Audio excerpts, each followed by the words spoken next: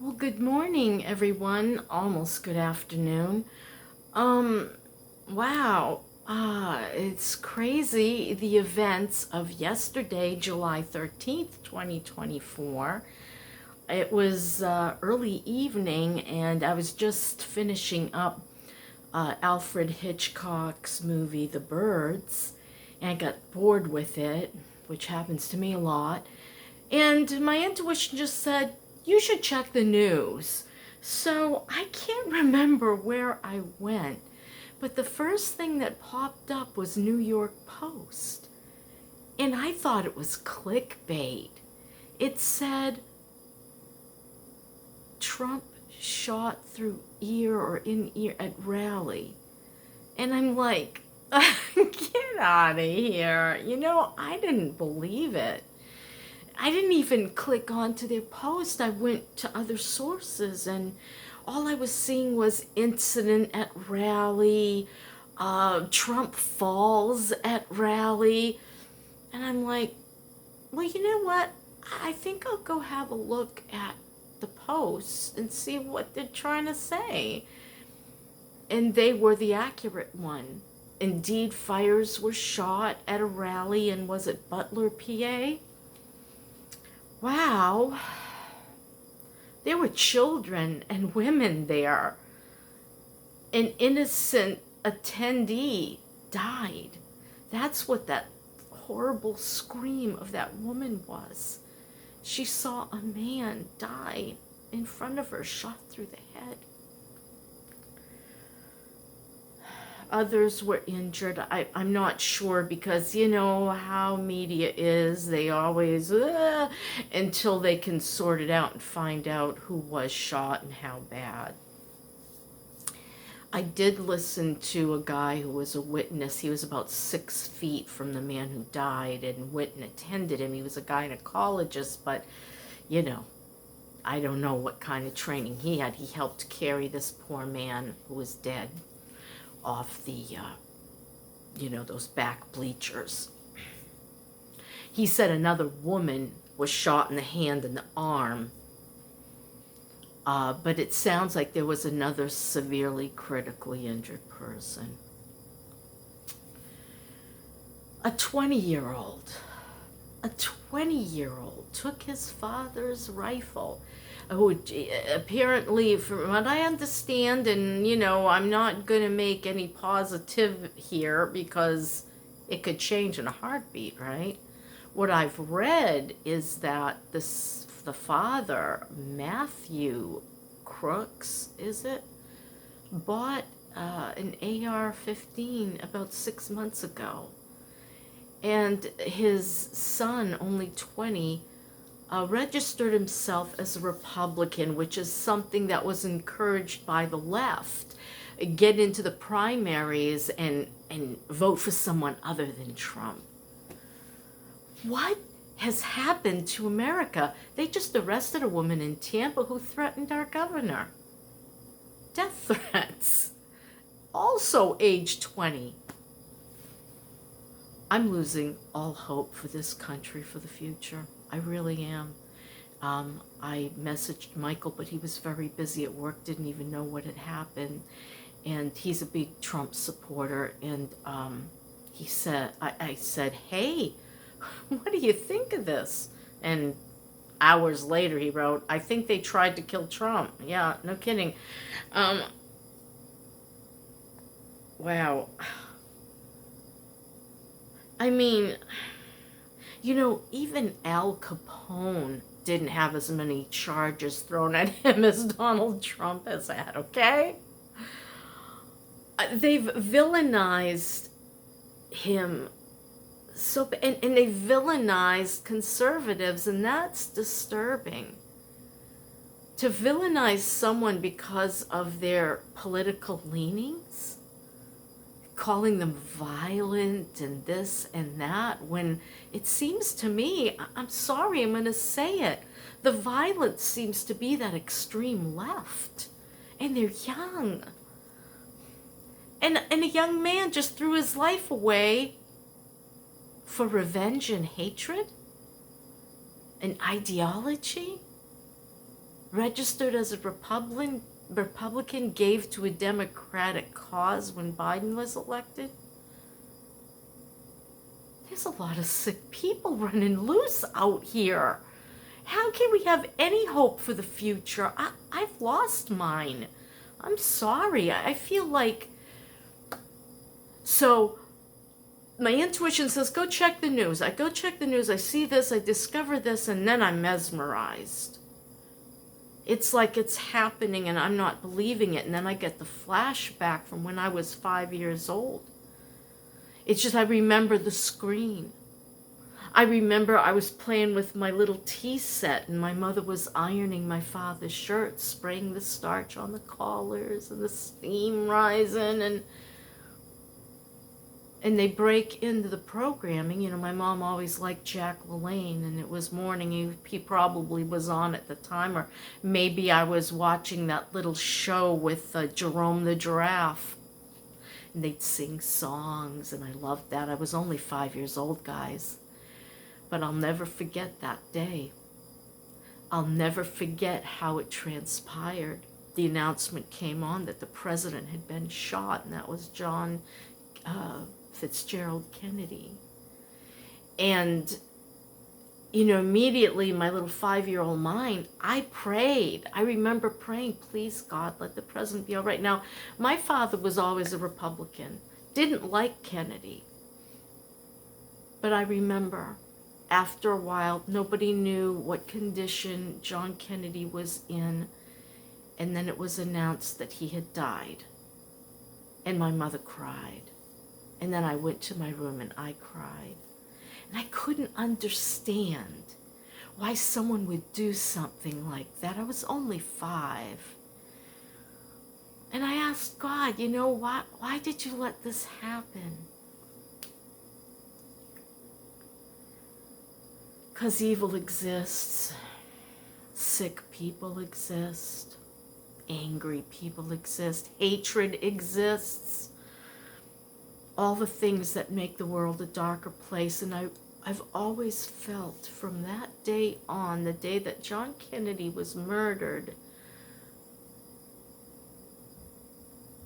something dark fell over this country, and it's never really recovered. And now this, and I feel like Trump's, first of all, I'd like to say for a 78-year-old man, golfing definitely agrees with him, because that man, I'm pretty sure he said, duck, duck. I heard that from somebody, I thought it was him. And he just got down with such agility. I would have been, you know, like a beached whale floundering around, not, you know, I can't get down on my knees like you know what I'm saying? He's agile, and that's the first thing I really took notice of. This, look at him get down there. And then finally, and everyone's saying, oh, this, security, they're great, Secret Service. And it's like, there's a lot of really upsetting things about this whole situation. One, there are witnesses, they've been on YouTube, I've seen them. They're saying, and there's even some video of people videotaping this crazy young man who's now dead climbing up this building and getting on top with a rifle. And people saying, there's a guy with a rifle, there's a guy with a... And the police are like, duh, and a Secret Service absent until 7 shots were fired.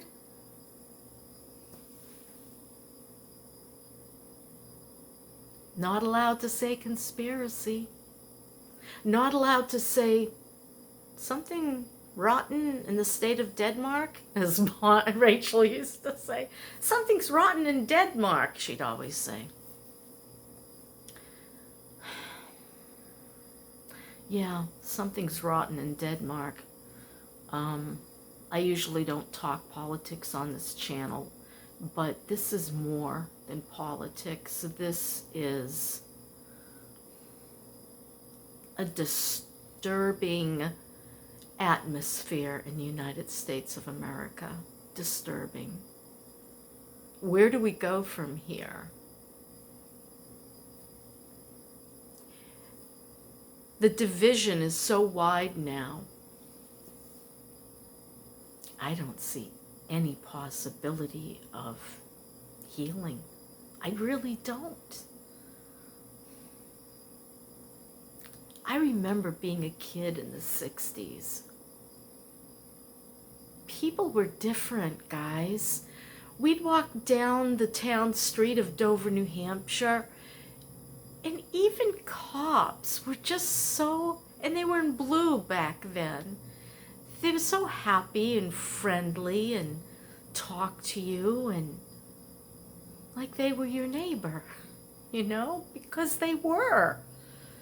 And people would greet each other and, how you doing today? Beautiful day.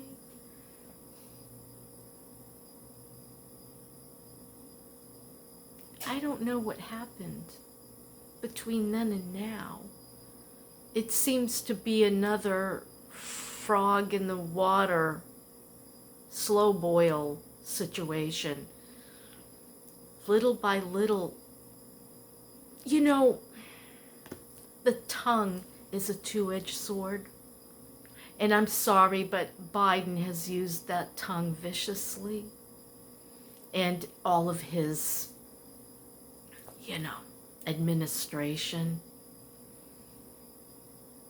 People, especially on the right, they don't trust the ABC agencies, which would include DHS, who refused Trump recently, extra security. As a matter of fact, they wanted to take, the powers that be wanted to take security away from him because of his convictions. And it's my understanding he could go to jail and still be president, but I don't think he'll live long if they get him in prison. I think, it'll be another Epstein-type suicide event, or maybe a disgruntled prisoner who's in for life will kill him unless they put him. And that's what I thought was going to happen, to be quite honest. So Wednesday night, the anniversary of my husband's death, 3 years, we went over and the boys and I and Maggie, we all gathered together at their house and had some dinner together in honor of my late husband. And I said to Mike, so do you think they'll put him in prison? He said, it's a good possibility. I said, do you think that's where they'll kill him? I remember Maggie, under her breath, saying, assassinate him? So I thought, no one would dare even try. Now, this young man, who knows? All I know is rooftops were not protected. There were no drones. There were no helicopters. This is stuff I'm getting off the internet. Witnesses. And even when it was brought to the attention of the local police, hey, there's a guy with a gun on that roof right over there. No one did anything until people were dead and injured and shot. Wow. What do you think? Will the United States ever be the same? Will we care about each other again regardless of political sides?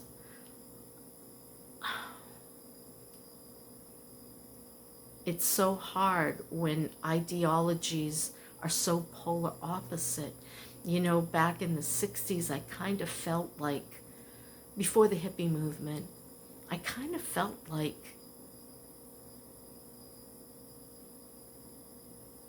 people cared about each other. It didn't matter what your political leanings were. You could have lively discussions and, talk about the issues, but nobody wanted to hurt somebody else. That would have been unthought. Yeah, we should, put a target on them. Let's, decapitate them. Let's, These comments were made and by famous so-called people. Yeah, even the so-called President Biden asked for a target, a bullseye to be put on Trump, and indeed, somebody took the call. And Biden should be ashamed of himself, and should apologize, but he won't. Because quite frankly, I do not think he is a man of good intentions toward this country.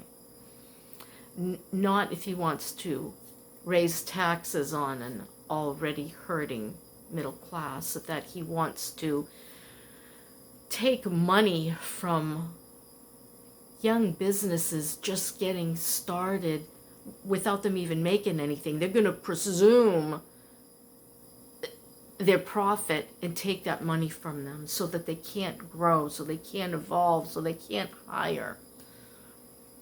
No, this is not good intentions, guys. This is not good. And because of this, I'm urging you, my friends, please think carefully about what you're voting for. Please don't fall in for rhetoric, please. Definitely vote your conscience, but please know what your conscience is. You know what? My youngest daughter's a Democrat. I'm afraid very left-leaning, and it's disturbing to the whole family. And when I say, hey, did you ever look into this? Or I really wish you'd research that, before you make this judgment call. Yeah, I'll look into it, and she never does. They'll listen to the brainwashing, to the rhetoric, to the what they call vitriol, and run with it.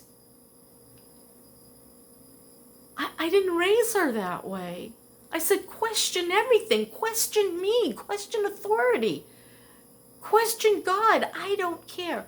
Question, but go and find your answers. Go, look, read, listen, debate before you make a judgment call. Know what you're judging. The Bible said it, unfair weights and measures, and don't we have that today? I don't know where we're heading, but I know what I said to my son Mike last night. I said, look, I know maybe now isn't the time to discuss this, but if Biden gets in for another term, I'd really like to look at leaving the country. I'd like to look at a friendlier place for business, because my kids' business, their new little 2-year-old business, which is thriving, they have 13 employees, guys. 13 employees. They've done all that since the beginning of this year. Expansion. And they have made the lives of these young families better. He's paying them a living wage. Yeah. With bonuses. And if Biden's rules or his whatever bills, whatever he's trying to put out there, come to fruition, God forbid, that's pretty much the death of another young business. And I know Michael won't allow that. He'll leave. And he said, yeah, Mom, I've been considering that. And he mentioned a few places he's considering moving to. And I said, you best not leave me behind. He said, I'd never leave my family behind. So, yeah, if we get another crazy person in the White House wanting to destroy us and bring us into a banana republic, might as well move to a freer banana republic where at least business can be done and laws and tax laws won't be draining on a young business. So yeah, time to watch The Nomad Capitalist. He's an interesting young man, and find out where he recommends. And guys, I don't know what to tell you about this. I wasn't going to vote this year because I'm just not too pleased with anything at all. And I think it would be a great insult to my family and to their business and to their lives and to their future and their children's futures to not vote. So I encourage all of you to register. Get a mail-in ballot. Just after you send it in, a few weeks after, call and make sure they got it and what candidate was registered. You know, when you, after you vote, that won't come along till November, but you have time to request a mail-in ballot if you're too sick to leave the house. I get mail-in ballots because I can't count on how I'll feel on a given day and if I'll be able to walk and stand in the lines. So I do mail, and then I check on my, did you get it? Yes. I want to, be sure that the correct information's on it. And they're very good in my area. They're very, very good about making sure we get our vote counted. And I'm very grateful for Governor DeSantis, who made sure that that was the case in Florida. Well, guys, that's my opinion, and I'm sticking to it. I'm very, very sad about the trajectory of our nation, the direction that it's going in, the division, hatred, and resentments. When you walk down the street next time, look up, look in your neighbor's eyes, and smile. Good morning, good afternoon. How you doing today? Let's not be strangers.